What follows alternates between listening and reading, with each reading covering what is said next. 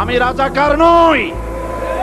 আমাকে রাজাকার বলে যদি তাকেও প্রমাণ করতে না পারে 10 কোটি টাকার মানহানি মামলা দায়ের করব। আমার এই বক্তব্য সারা দুনিয়া শুনেছে।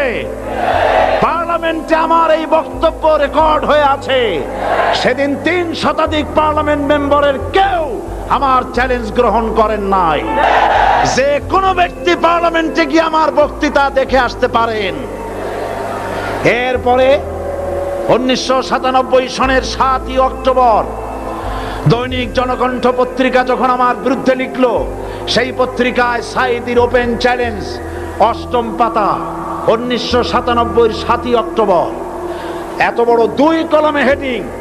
সেখানে আমি বলেছি, বাংলাদেশের সকল সাংবাদিক, গোয়েন্দা বিভাগ, বাংলাদেশের সকল বুদ্ধিজীবীকে আমি আমার পিরোজপুরে আমন্ত্রণ করছি।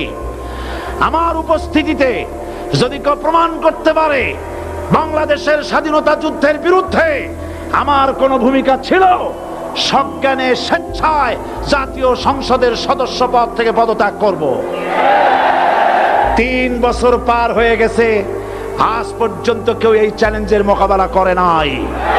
সুতরাং আমাকে যারা রাজাকার বলবে তারা পিতৃ পরিচয়হীন অবৈধ সন্তান।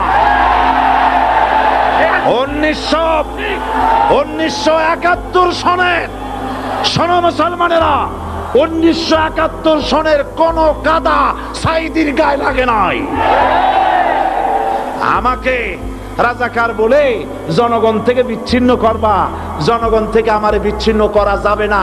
কারণ এই জনগণ আমার জন্য আসে না, এই জনগণ আসে আল্লাহর কোরআনের জন্য।